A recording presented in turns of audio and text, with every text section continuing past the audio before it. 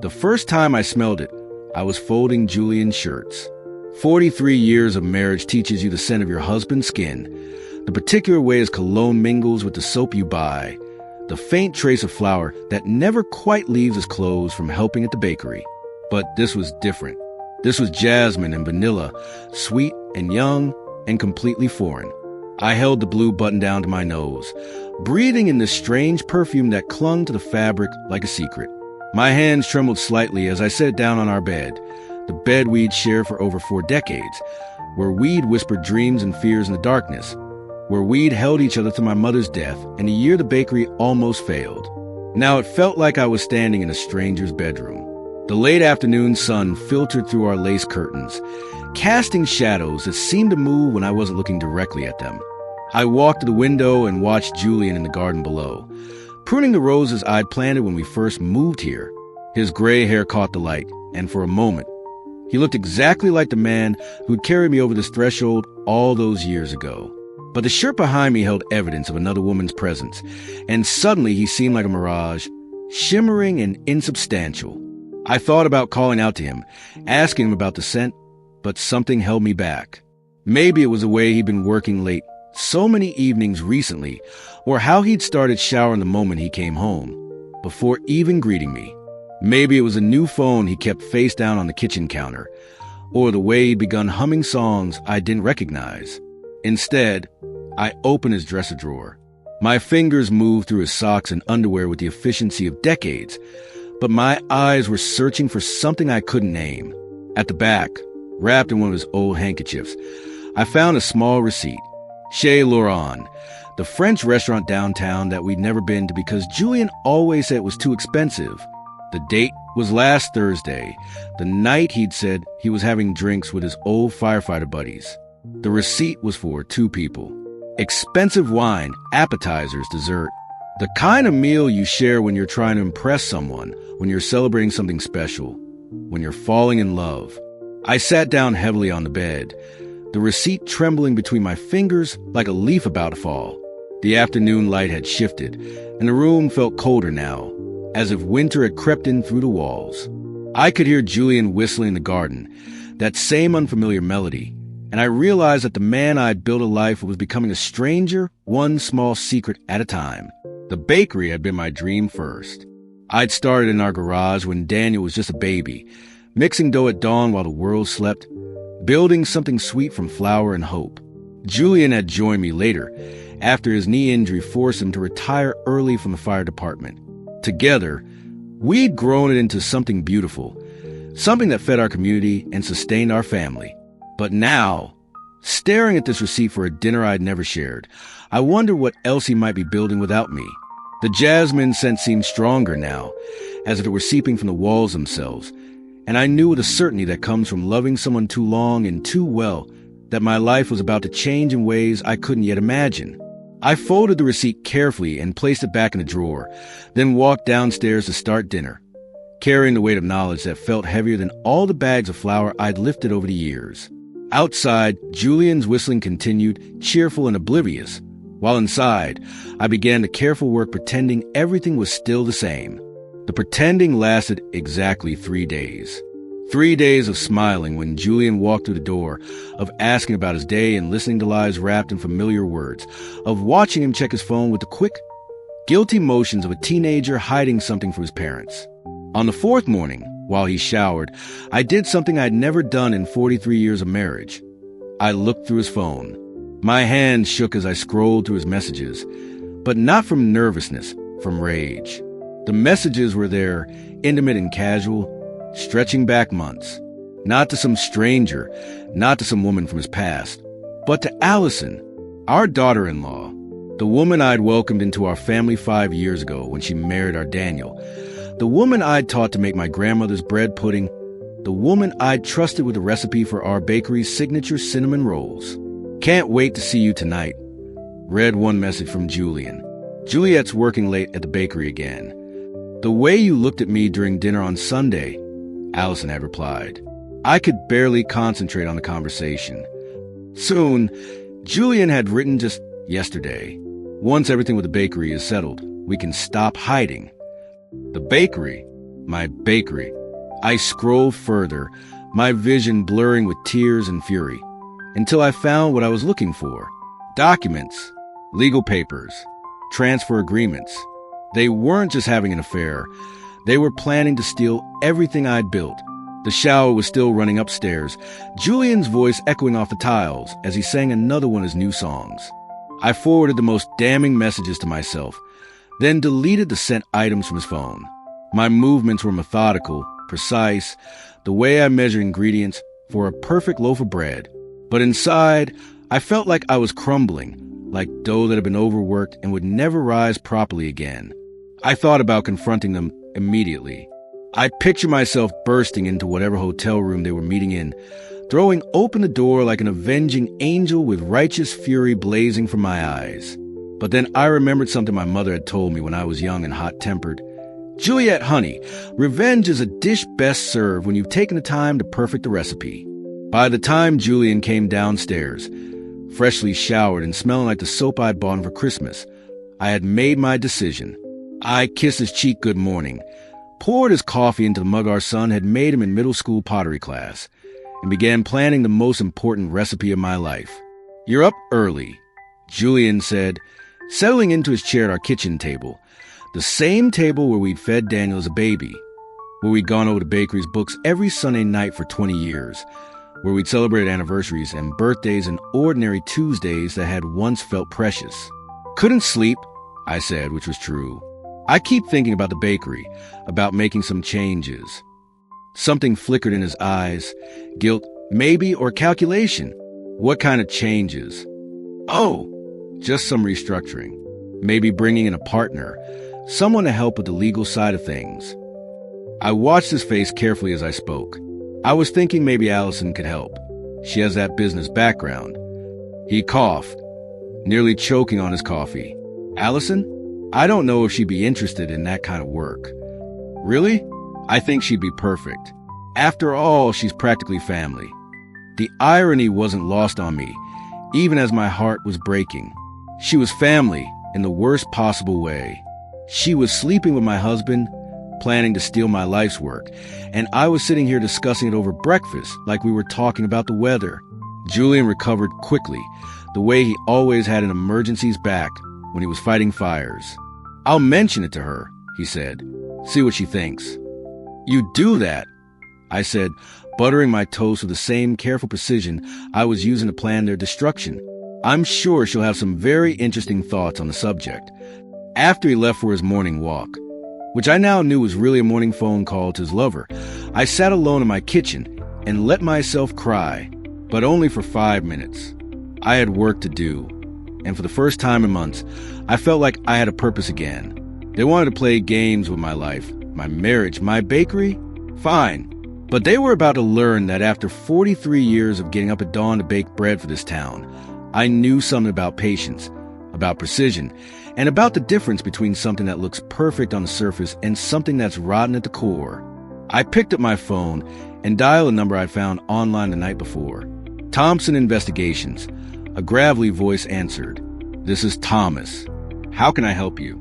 "I need to hire a private investigator," I said, my voice steady for the first time in days. "I need to catch a cheat." Thomas Thompson looked exactly like what you'd expect from a private investigator in a small town. Weathered face, kind eyes, and the sort of quiet competence that comes from seeing too much of human nature's darker side. We met at Murphy's Diner, 3 towns over, where no one would recognize the woman who'd been making their birthday cakes for 2 decades. "Tell me what you know," he said, stirring cream into coffee that looked strong enough to wake the dead. I slid a manila folder across the scarred Formica table. Inside were printouts of the text messages, copies of receipts I'd found hidden in Julian's wallet, and a timeline I constructed of every suspicious evening over the past 6 months. Thomas raised an eyebrow as he flipped through the pages. "This is very thorough work, Mrs. Coleman. You sure you're not in the wrong profession?" "I've been running a business for 20 years, I said. "You learn to keep good records." He nodded, closing the folder. "What exactly do you want from me? Legal documentation for divorce proceedings? Asset protection?" "I want them caught," I said, the words coming out sharper than I'd intended. I want them humiliated the way they've humiliated me. I want everyone to see exactly what kind of people they really are. Thomas leaned back in his booth, studying my face. Mrs. Coleman, I've been doing this work for 15 years. I've seen a lot of angry spouses, and I understand desire for revenge. But sometimes the best revenge is just walking away with your dignity intact. My dignity? I laughed, but there was no humor in it. They're stealing my business, Mr. Thompson. The bakery isn't just my livelihood. It's my legacy. It's what I'm leaving to my son. And they're taking it while pretending to love me, while sitting at my dinner table every Sunday, while letting me teach her my recipes like she's really going to be part of this family forever. I could feel tears threatening again, but I pushed them down. I'd done enough crying. I don't just want to walk away. I want justice. Thomas was quiet for a long moment. Then he nodded. Okay, what did you have in mind? Over the next hour, I laid out my plan. It was elaborate, maybe even a little cruel, but it was also perfect. Thomas would gather additional evidence, photos, recordings, documentation of their business dealings. Meanwhile, I would continue playing the unsuspecting wife, even encouraging their relationship in subtle ways that would make the eventual revelation more devastating. There's one more thing, I said as we prepared to leave. I want to involve my son, but not the way you might think. Daniel is a fire captain now, following his father's footsteps. He leads the emergency response team. Thomas's eyes lit up with understanding. And if there happened to be an emergency that required their services, well, I said, feeling genuinely pleased for the first time in weeks. Accidents happen. The drive home took me past a bakery, and I pulled into the parking lot for a moment, just to look at the building I'd poured my heart into. The late afternoon sun caught the windows, making them glow like golden eyes. Above the door hung the hand-painted sign I commissioned when we first opened, Coleman's Bakery, where every day starts sweet. Julian's truck was parked around back, which was strange because he'd told me he was going to visit his sister this afternoon. I walked to the rear entrance, my key ready, but stopped when I heard voices through the slightly open door. Julian's laugh, low and intimate, and then Allison's voice, breathy in a way I'd never heard before. We could just tell her, Allison was saying. Maybe she'd understand. You don't know Juliet like I do, Julian replied. She'd fight us tooth and nail over this place. It's better if we do it gradually, make her think it was her idea. I feel terrible lying to her face every Sunday. She's been so good to me. It's not lying, it's strategy. And once the papers are filed, once everything is transferred, she'll see that this was for the best. The bakery needs younger blood, fresher ideas. We're saving it, really. I pressed my back against the brick wall, my heart hammering so hard I was sure they'd hear it through the door. They weren't just having an affair and planning to steal my business. They'd convinced themselves they were doing me a favor. Besides, Julian continued, and I heard the sound of papers rustling. She's getting older. She can't keep up these hours forever. This way, she can retire with dignity, and we can build something really special here. Retire with dignity. They were going to steal my life's work and call it retirement. They were going to destroy my marriage and call it mercy. I crept away from the door and back to my car, my whole body shaken with rage, so pure it felt like electricity in my veins. But underneath the anger was something colder, something more dangerous. Certainty. They thought they knew me, thought they could predict my reactions, thought they could manage me like flour and sugar in one of my recipes. They were about to learn how wrong they were. The next 2 weeks passed like a fever dream. I smiled and cooked and went through the motions of being the woman I'd always been, while inside, I was transforming into someone I'd never been before. Every morning, I woke up and chose my mask of the day, the loving wife, the devoted mother-in-law, the trusting baker who was so grateful for all the help with the business restructuring. Thomas called me every few days with updates. Photos of Julian and Allison entering hotels together. Recordings of phone conversations where they discussed their timeline for taking over the bakery. Documentation showing that Allison had already started the paperwork to remove my name from several key accounts. They're getting careless, Thomas told me during one of our coffee meetings. Arrogant, maybe. They think they've got this all figured out. Good. I said, stirring honey into my tea with the sort of methodical precision I usually reserve for making buttercream frosting. Arrogance makes people stupid. The plan was set for the following Sunday. Julian and Allison thought they were attending a regular family dinner, the kind we've been having every week for 5 years, where Daniel told us stories from the firehouse and Allison pretended to care about my recipe modifications. What they didn't know was that this Sunday would be different. This Sunday, the whole neighborhood would be there. I'd spent the week issuing invitations under the guise of celebrating the bakery's 25th anniversary. Mrs. Peterson from next door, the Williams family from down the street, even old Mr. Chun, who rarely left his house anymore. By the time Sunday arrived, my backyard would be full of witnesses to what was about to unfold. But first, there was the matter of the trap itself. On Saturday morning, while Julian was at the hardware store and Daniel was at work, I let myself into their bedroom. Allison was grocery shopping.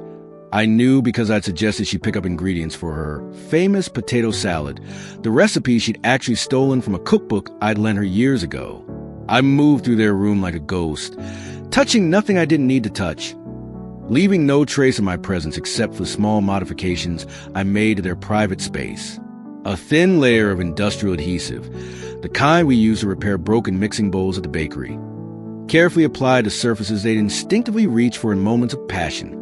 It was odorless, invisible when dry, and stronger than any bond they thought they'd built together. The bedroom was decorated with photos of Daniel and Allison's wedding, pictures of family vacations, a framed print of the prayer I'd cross-stitched them as a housewarming gift. Looking at these symbols of the life they'd built, the life I'd helped them build, while preparing their downfall felt surreal, like being a character in someone else's story. But then I thought about Julian's hands on her skin, about the way they'd laughed together in my bakery, while planning to steal it from me, about the lies they'd told at every Sunday dinner for months, and my resolve hardened like meringue in a hot oven. I finished my work and left their house exactly as I'd found it, except for the invisible changes that would soon make their private world very public indeed. That evening, Julian came home with roses, my favorite yellow ones, and a guilty smile. "Thought you might like these," he said, kissing my cheek with lips that I now knew had been kissing someone else for months. "They're beautiful," I said, meaning it. They were beautiful, and they were also perfectly timed. Nothing says innocence like a husband bringing flowers the night before his wife destroys his life. "You seem happy tonight," he said, settling into his chair with a newspaper. "I am happy," I replied, arranging the roses in a crystal vase that had been a wedding gift from his mother. "Tomorrow's going to be a very special day. The anniversary party, among other things." I smiled at him, and for a moment, I felt almost sorry for what was coming. 43 years of marriage doesn't end without some grief, even when it ends with betrayal. But then I remembered Allison's voice through the bakery door. She's been so good to me. Past tense, as if I were already gone, already disposed of, already irrelevant to their plans. The sorrow evaporated, leaving only cold determination. "Julian," I said, still smiling, "invite Allison early tomorrow, would you? Maybe around noon? I want to make sure she has time to really enjoy the party." "Sure, honey. I'll text her right now." I watched him type the message, his thumbs moving across the screen with the casual familiarity of months of secret communication. In 24 hours, those hands would be stuck to surfaces in ways that would require emergency intervention to separate. In 24 hours, the whole neighborhood would see exactly what my husband and daughter-in-law had been doing behind closed doors. "There," he said, setting the phone aside. "She'll be here at noon." "Perfect," I said, and began humming while I finished dinner preparations. It was one of Julian's new songs, the ones he'd been learning from Allison, and for the first time in months, the melody didn't make me want to cry. Tomorrow would be a day for tears, but they wouldn't be mine. Sunday morning dawned bright and clear, the kind of perfect May day that makes you believe in new beginnings. I was up before sunrise, as I had been every morning for over 20 years, but instead of heading to the bakery, I stayed in my kitchen, preparing for the most important meal of my life. The menu was elaborate: herb-crusted lamb, roasted vegetables, fresh bread rolls, and 3 different desserts, including Allison's favorite lemon bars, made with the recipe she thought she'd successfully stolen from me. Everything had to be perfect, because this wasn't just a meal. This was a stage, and I was directing the most important performance of my life. Julian came downstairs around 8, whistling again. He seemed genuinely excited about the party, which would have been touching if I didn't know he was primarily excited about seeing his mistress in a social setting where they could exchange meaningful glances while I bustled around playing hostess. "Need help with anything?" he asked, pouring himself coffee from the pot I'd made at dawn. "Actually, yes," I said, handing him a list I prepared. "Could you set up the folding tables in the backyard and maybe test the sound system? I want to make sure everyone can hear the speeches." Speeches? Well, it is an anniversary celebration. I thought we could share some memories, talk about how the bakery has evolved over the years, maybe discuss future plans. I smiled innocently.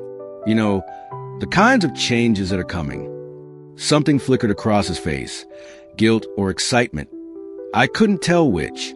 "That sounds nice, honey." By 11:30, the backyard was transformed. White tablecloths fluttered in the breeze.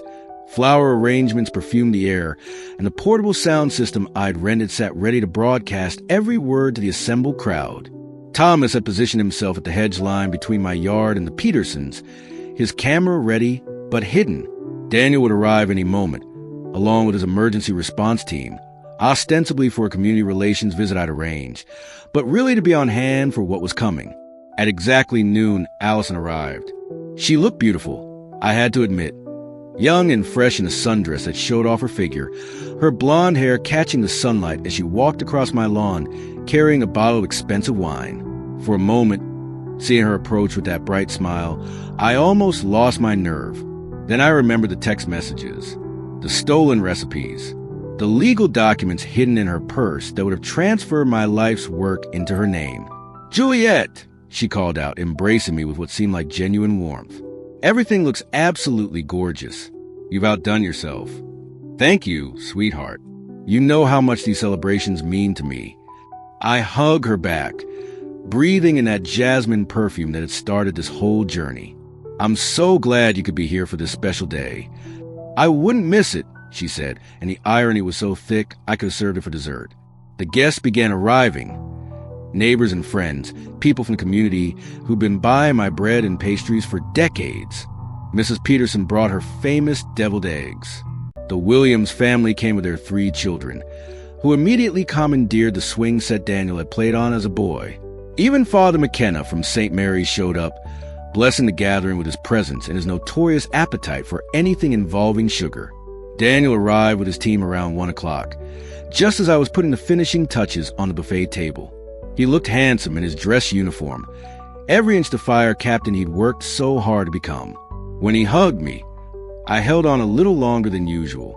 "You okay, Mom?" he whispered in my ear. "You seem different today." "I'm fine, sweetheart. Just excited about the party." But Daniel knew me too well. He pulled back, studying my face with the same intensity he probably used when assessing fire scenes. "Mom, what's going on?" Before I could answer, Julian appeared at my elbow with Allison beside him. They were standing closer than they should have, their hands almost touching, sharing the sort of intimate space that married couples occupy without thinking about it. "Daniel," Julian boomed, embracing his son with the hearty affection of a man who was about to destroy his family and didn't seem to realize it. "Good to see you, son." "Dad." Daniel's voice was cooler than usual, and I wondered if he'd noticed the same things I had, if some part of him had already sensed what was coming. "Well," I said, clapping my hands together to get everyone's attention, "shall we begin?" The gathered crowd turned toward me expectantly. 40-some people who'd known me for years, who'd celebrated their own milestones with cakes from my bakery, who trusted me to provide sweetness for life's important moments. In a few minutes, I was going to show them something bitter instead, but sometimes the truth has its own kind of nourishment. "Thank you all for being here today." I began, my voice carrying clearly across the yard thanks to the sound system. 25 years ago, I started Coleman's Bakery with nothing but a dream and a handful of family recipes. Today, I want to share with you not just how far we've come, but where we're going next. I paused, looking directly at Julian and Allison, who were smiling and nodding along with everyone else. Change is coming to our little bakery. I continued. Big changes. Life-changing changes. And I thought it was time everyone knew exactly what those changes are going to be. That's when I nodded at Daniel, who thought he was just following his mother's request to run a safety demonstration for the neighborhood kids. He had no idea he was about to become the star of the most dramatic family revelation our small town had ever witnessed. Before we talk about the future, I said, my voice steady and clear through the speakers, I think it's important to address some changes that are already happening. Changes that affect not just the bakery, but our family. I reached into my purse and pulled out a manila envelope. The same one I'd shown Thomas weeks ago, but now thick with additional evidence he'd gathered. The crowd was listening politely, expecting perhaps a retirement announcement or news about expanding the business. Julian and Allison were still smiling, though I could see a flicker of confusion in their eyes. You see, I've discovered that some of the people closest to me have been making plans. Secret plans. Plans that involve my business, my recipes, and my family. I opened the envelope and pulled out the first photograph. Julian and Allison entering the Riverside Inn together on a Wednesday afternoon when Julian had told me he was visiting his doctor. A murmur rippled through the crowd. Mrs. Peterson's hand flew to her mouth. The Williams family exchanged glances. Father McKenna's eyebrows climbed toward his hairline. Mom, Daniel said sharply, stepping forward. What are you doing? I'm sharing the truth, sweetheart. The truth about your father and your wife. The color drained from Allison's face. Julian looked like he'd been struck by lightning. Around us, the party atmosphere evaporated as people began to understand what they were witnessing. Julian started, his voice hoarse. This isn't the time or place, isn't it? I held up another photo, this one showing them leaving a lawyer's office together. When exactly would be the right time to discuss how my husband and daughter-in-law have been having an affair? When would be appropriate to talk about how they've been planning to steal my bakery? After they'd succeeded? Daniel staggered backward, as if I'd hit him. His face went through a series of expressions: confusion, disbelief, dawning horror, and finally, a rage so pure it made him look exactly like his father had at the same age. Is this true? He demanded, whirling on Allison. She opened her mouth, but no sound came out. Julian stepped forward, his hand extended in a gesture I'd seen him use 1,000 times when trying to calm people down at fire scenes. Son, let me explain. Is it true? Daniel's voice carried the authority of command, the tone he used when people's lives hung in the balance.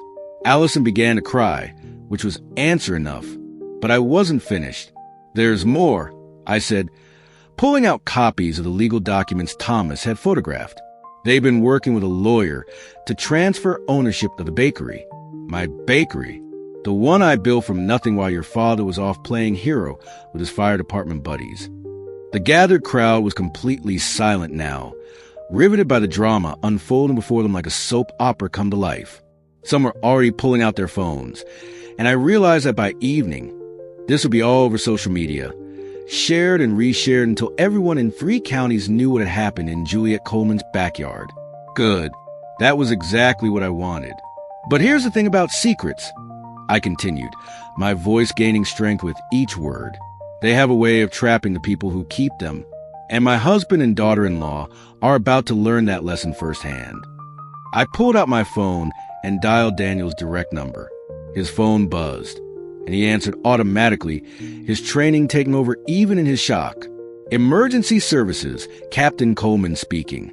Daniel, I said, knowing my voice was broadcasting both through his phone and through the sound system. I need to report an emergency at 47 Maple Street. 2 adults appear to be trapped and unable to separate from each other. You'd better bring the full response team. It took him a moment to realize what I was telling him, and when understanding dawned, his expression shifted from confusion to something that might have been admiration. Mom, you didn't. I'm afraid I did, sweetheart. You might want to check the upstairs bedroom. The crowd was murmuring now, some people laughing despite themselves, others looking scandalized. Julian and Allison were both pale as flour, understanding finally dawning on their faces. Juliet, Allison whispered, "What did you do?"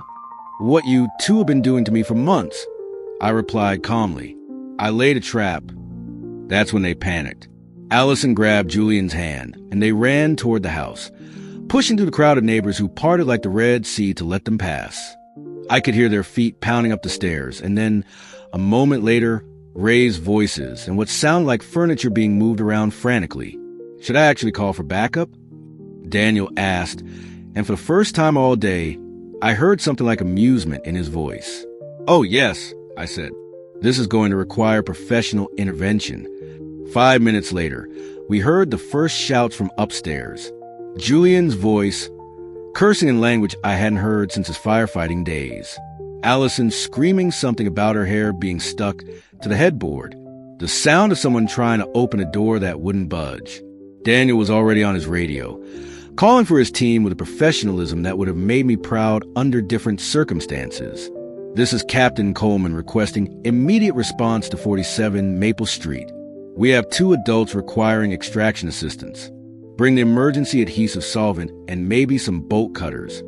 The crowd in my backyard was in full uproar now. Everyone talking at once. People craning their necks to see up at the bedroom window, where shadows moved frantically behind the curtains. Mrs. Peterson was laughing so hard she had to sit down. The Williams children were asking their parents what was happening. Father McKenna was shaking his head and muttering what sounded like prayers. And in the middle of it all, I stood calmly serving lemon bars to anyone who wanted them, finally freed to be exactly who I'd always been, a woman who didn't let anyone steal what was hers, who protected what she'd built, who understood that sometimes the sweetest revenge is the kind that serve at exactly the right temperature. The fire truck arrived with sirens blaring, which was probably unnecessary but definitely added to the drama.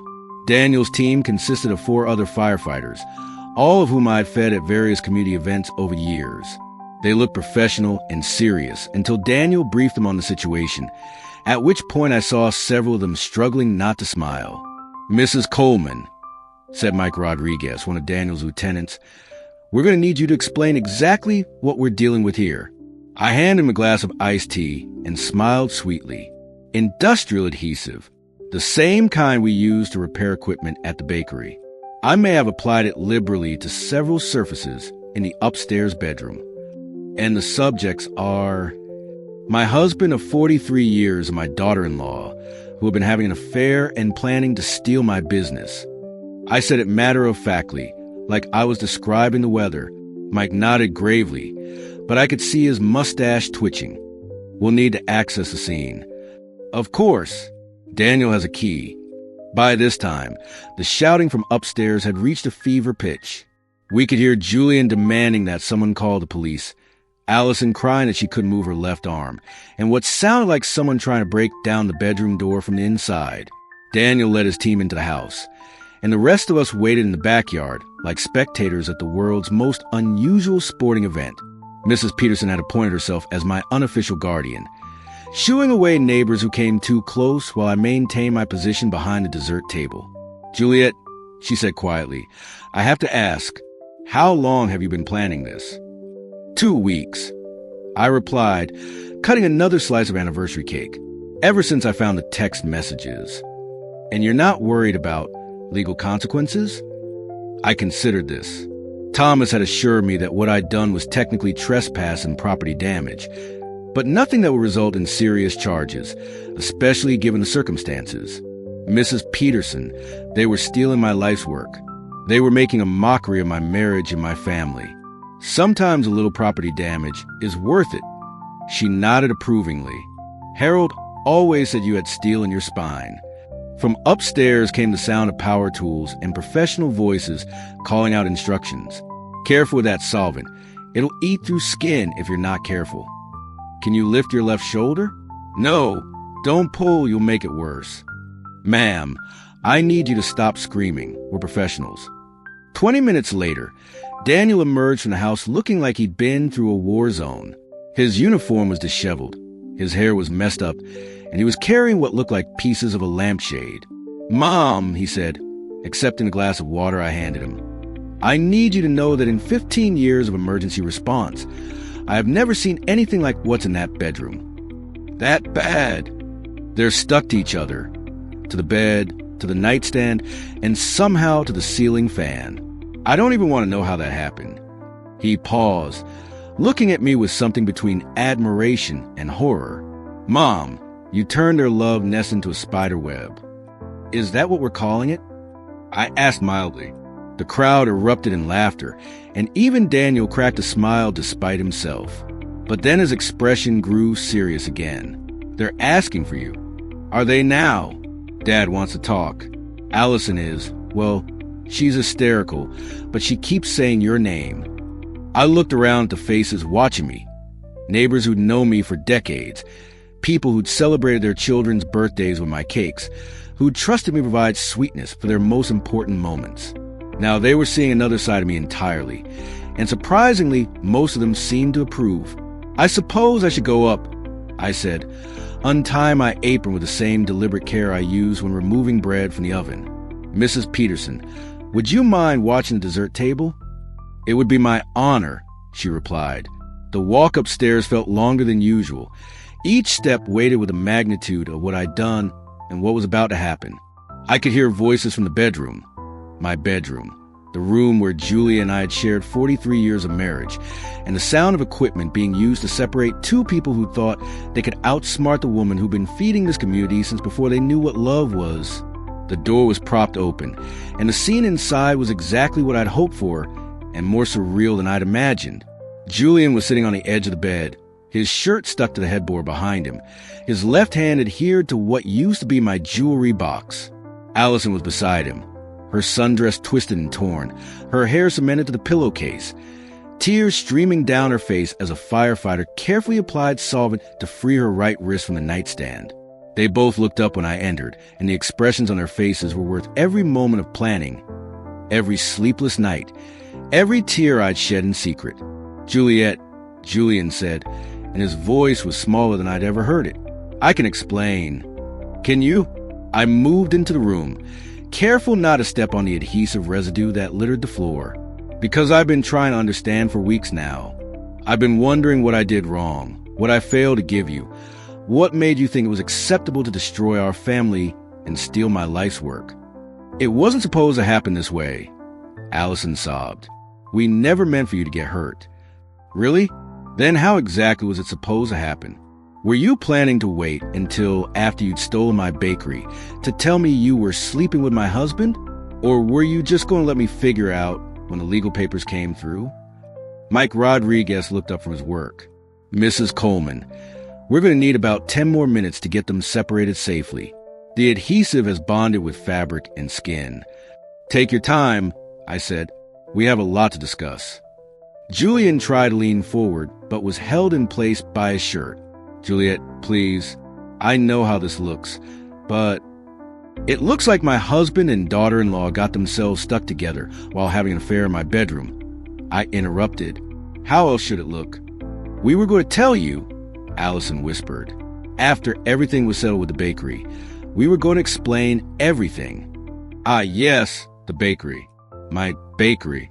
The one I built from nothing while you, Julian, were playing cards with your buddies and complaining about your knee. The one I've run for 25 years, getting up at 4 a.m. to make bread for this community. You were going to steal it and call a favor. Another firefighter entered with additional equipment, and I realized that half of Daniel's station was now involved in extracting my cheating husband and daughter-in-law from their predicament. By tomorrow, every emergency responder in the county would know this story. It wasn't stealing, Julian said desperately. We were trying to help. You're getting older, Juliet. The bakery is too much work for you. I'm 58 years old, Julian.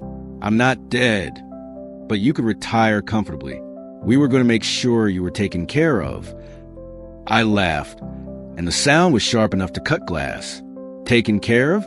Like a pet? Like an elderly relative you humor, until you can put her in a home. That's not what we meant, Allison said, but her voice lacked conviction. Here's what you meant, I said, pulling out my phone and scrolling to the screenshots I'd saved. You meant what you wrote right here. Once everything with the bakery is settled, we can stop hiding. And this one, she'll see that this was for the best.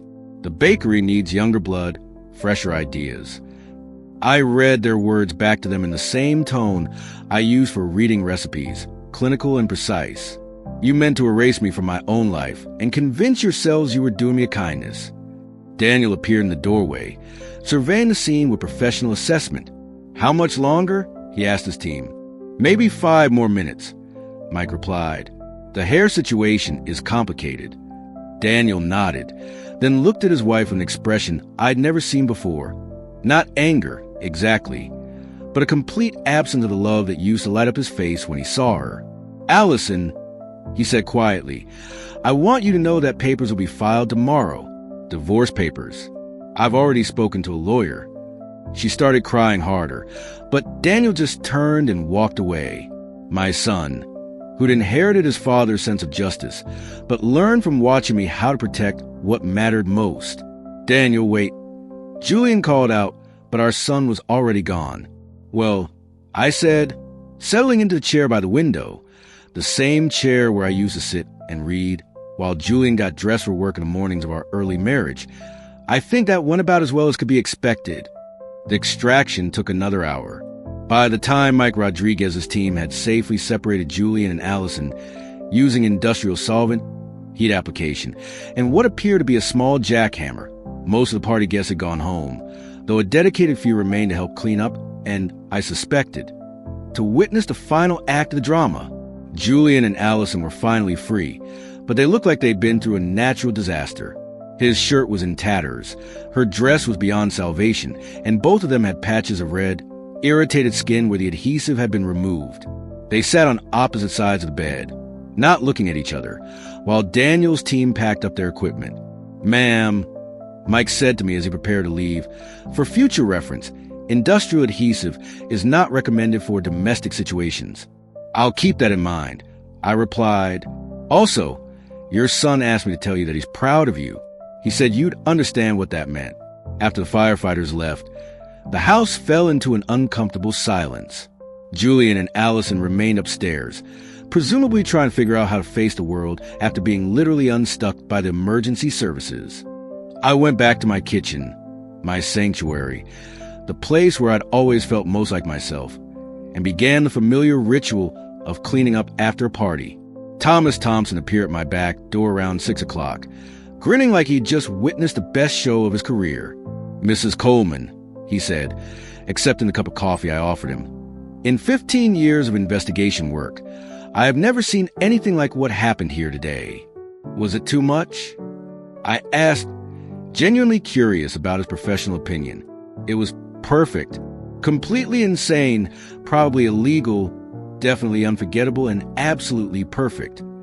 He pulled out an envelope from his jacket pocket. I have something for you. Inside were photographs from the day's events. Professional quality shots of the crowd's reaction, of Daniel's team arriving, of Julian and Allison being helped from a house looking like refugees from a disaster movie. But the last photo was the one that took my breath away. Me, standing behind the dessert table in my best dress and pearls, calmly serving cake while chaos erupted around me, smiling with the serene confidence of a woman who just reclaimed her life. That one's for you to keep, Thomas said. Consider it a bonus. Julian came downstairs around 7, wearing clothes he'd borrowed from Daniel's old room. His hair was still sticky in places, and he moved carefully, like everything hurt. He found me in the kitchen, where I was making dinner, as if nothing unusual had happened. Juliet, he said and stopped. I waited, chopping vegetables with the sharp, efficient motions I perfected over decades of meal preparation. I don't know what to say. That's probably for the best, I replied without looking up. Most of what you've said to me lately has been lies anyway. He sat down at the kitchen table, our table, where we'd shared thousands of meals, where we'd plan our future and raise our son, and pretended we were happy even when we weren't. Are you going to divorce me? I considered the question while I finished preparing a salad that only I would eat. I already have. What? Thomas helped me file the papers last week. You'll be served tomorrow, along with a restraining order that requires you to stay away from the bakery and this house. I finally looked at him, and I felt nothing. Not anger, not sadness, not even satisfaction. Just emptiness where 43 years of marriage used to be. I've had your things packed. They're in the garage. Julian stared at me like I was speaking a foreign language. You can't be serious. I'm completely serious. You and Allison wanted to make plans without including me? Fine. I made some plans of my own. Juliet, we can work this out. We can go to counseling. We can... No. The word came out with such finality that he actually flinched. Julian, you didn't just cheat on me. You didn't just betray our marriage. You stole recipes I learned from my grandmother. You conspired to take away the business I built with my own hands. You sat at this table every Sunday for months, eating my food and lying to my face while planning to destroy everything I care about. I set down my knife and turned to face him fully. You want to know what hurts the most? It's not even the affair. It's that you thought I was too old, too tired, too irrelevant to fight back. You thought you could manage me like I was some kind of obstacle instead of the woman who built the life you've been living in. That's not true, isn't it? She'll see that this was for the best. The bakery needs younger blood. Those were your words, Julian, your exact words. He had the grace to look ashamed, but it was too little and far too late. Where will you go? I asked, and I was surprised to find that I actually cared about the answer. I don't know. Maybe to my sisters, until I can find an apartment. And Allison? I think she's going back to her parents. Daniel made it pretty clear that their marriage is over. We sat in silence for a while, the weight of 4 decades settling between us like dust on old furniture. Finally, Julian stood up. For what it's worth, Juliet, I'm sorry. I'm sorry about all of it. I know you are, I said. But sorry doesn't unbreak what's broken.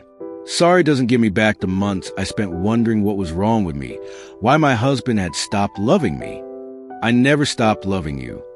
Yes, you did. You just stopped knowing how to show it in a way that didn't involve betraying me.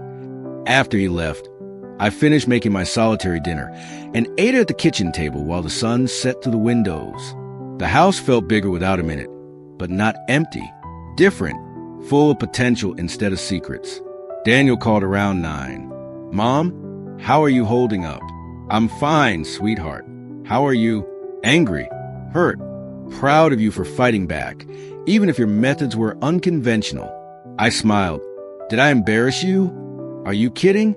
Half the department wants to nominate you for some kind of award. The other half thinks you're completely insane. I'm in both camps. And Allison? Gone. She's moving back to her parents' place tomorrow. The divorce should be finalized pretty quickly, since she doesn't want to fight it. I'm sorry, Daniel. I know you loved her. I thought I did, but I'm not sure I ever really knew her. How could I love someone who was capable of what she did to you? After we hung up, I walked through the house that was now mine alone, touching surfaces and remembering. In the living room, the couch where Julian and I used to watch movies together. In the bedroom, the bed where we'd once been happy. In the hallway, the photos of our life together. Wedding pictures, baby photos of Daniel, vacation snapshots from better times. I took them all down and put them in a box. Not because I wanted to erase the past, but because I was ready to stop living in it. Tomorrow, I would go to the bakery early, as I had every morning for 25 years. I would make bread and pastries. I would serve my community. I would continue building a legacy I'd started with nothing but dreams and determination. But tonight, I would sit in my quiet house and plan the next chapter of a life that belonged entirely to me. The scent of jasmine and betrayal was finally gone, replaced by the familiar smell of vanilla and cinnamon that had always meant home. Outside, Mrs. Peterson's porch light came on, a beacon of normalcy in a world that had shifted on its axis today. I made myself a cup of tea and sat in the kitchen, surrounded by the tools of my trade and the silence of my solitude. And for the first time in months, I felt perfectly, completely content.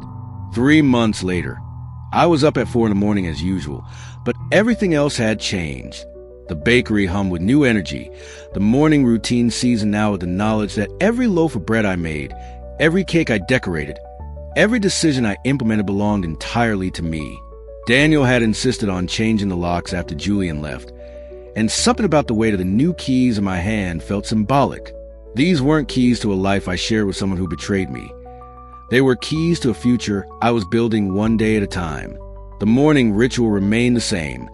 Check the ovens, review the day's orders, start the first batch of bread. But now I worked the music I chose, pausing when I wanted to pause, making changes to recipes without having to explain them to anyone, running my business exactly the way I'd always known it should be run. Mrs. Peterson had become a regular fixture, arriving with the sunrise in her own coffee mug, claiming she needed the company, but really serving as my informal security system and gossip coordinator. She kept me informed about Julian's new apartment across town, Allison's hasty departure to her parent home in another state, and the neighborhood's ongoing fascination with what people were calling the great adhesive incident of Memorial Day weekend. "You know," she said one morning, settling into the chair I put behind the counter specifically for her visits, "Harold always said you had more steel in your spine than most people have in their entire skeleton." Harold was a wise man, I replied, kneading dough with a steady rhythm that had become my meditation. He also said Julian was a fool if he thought he could outsmart you. Apparently, Harold was right about that too. The story had spread far beyond our small town. Thomas Thompson had mentioned it to a friend who worked for a regional newspaper, and somehow local baker Trapp's cheating husband with industrial adhesive had become a human interest story that got picked up by larger outlets. I declined all interview requests, but the publicity had been good for business. People drove from 3 counties away to buy bread from the woman who got her revenge and served it with cake. Daniel stopped by most mornings before his shift, ostensibly to check on me, but really because he was still processing everything that had happened. His divorce from Allison had been finalized quickly and quietly. She hadn't contested anything, apparently too embarrassed by the circumstances to fight. "Any regrets?" he asked one Tuesday morning, accepting the coffee and blueberry muffin that had become our routine. "About the adhesive? Not really. It got the job done. I meant about Dad, about the divorce." I considered this while I shaped dinner rolls for the lunch crowd. I regret that it came to that. I regret that he chose betrayal over honesty, that he thought so little of me that he believed I wouldn't fight back. But I don't regret protecting what was mine. He asks about you, you know. When I see him, what do you tell him? That you're doing better than ever. Which is true. It was true. The bakery was thriving.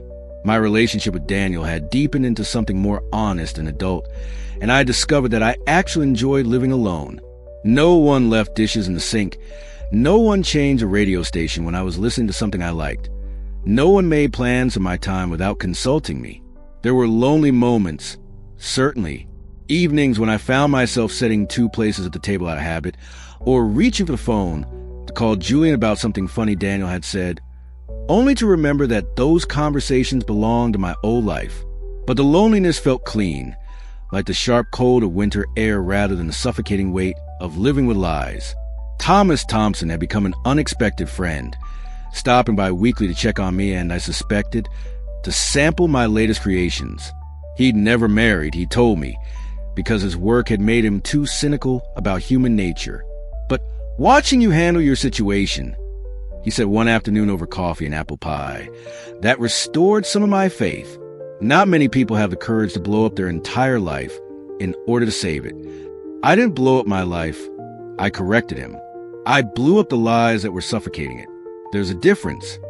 As summer progressed, I found myself making changes to the bakery that I wanted to implement for years, but had held back from because Julian thought they were too risky, too expensive, or too different from how we'd always done things.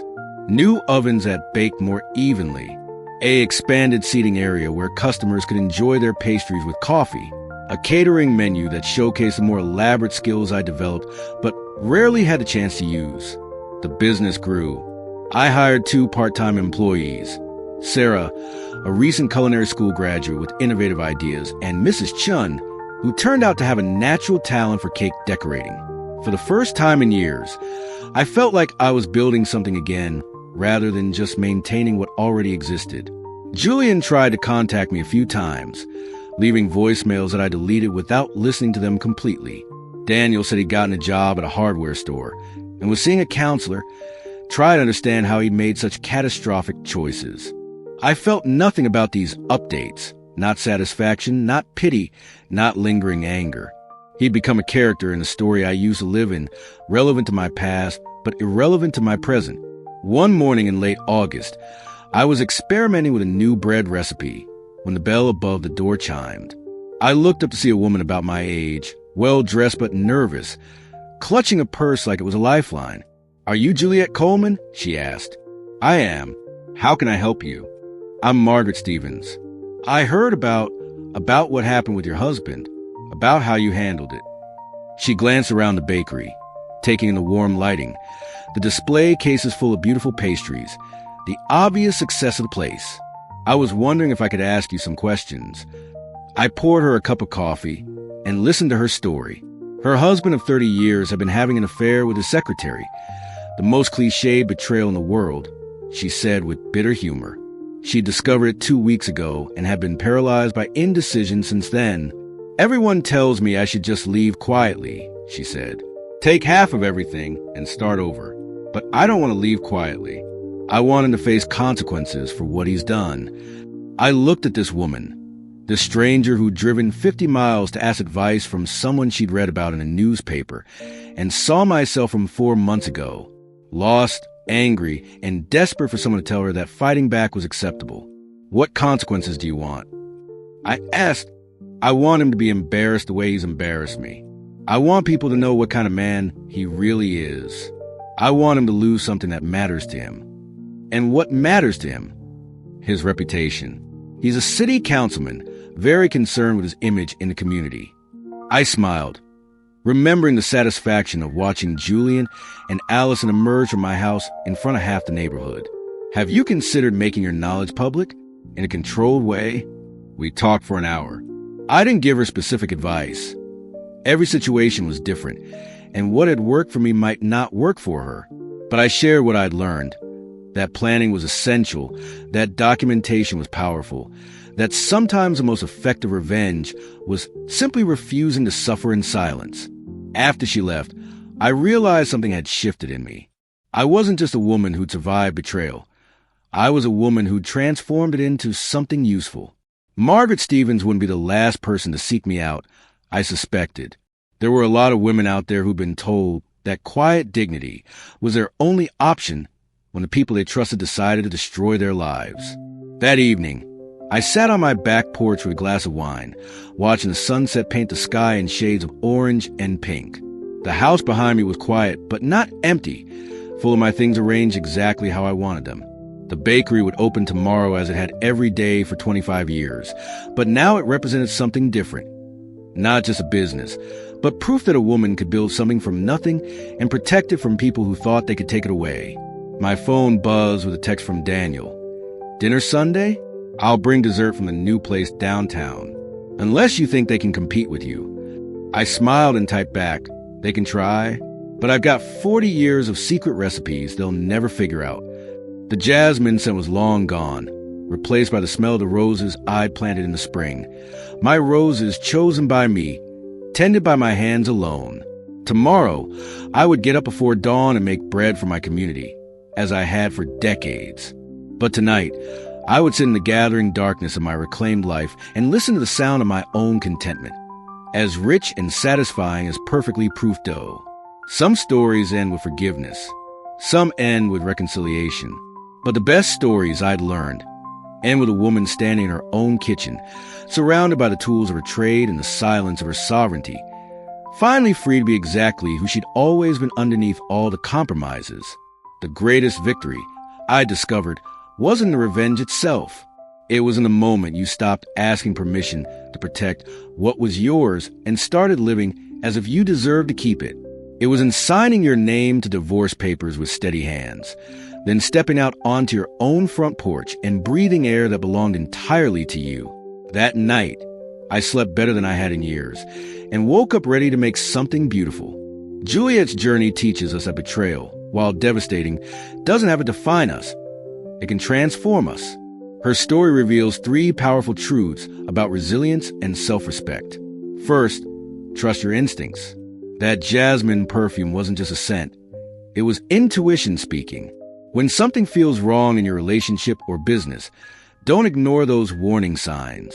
Your gut feelings are often your first line of defense against deception. Second, document everything. Juliet's meticulous record keeping, became her weapon of truth. In any situation where trust is broken, evidence speaks louder than emotions. Keep receipts, save messages, and maintain records. Knowledge is power, and preparation is protection. Third, you're never too old to fight for what's yours. At 58, Juliet refused to be discarded or managed.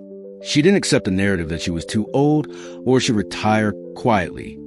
Your age is not a limitation.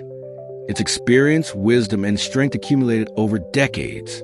Most importantly, Juliet understood that sometimes the most dignified response to betrayal isn't quiet acceptance.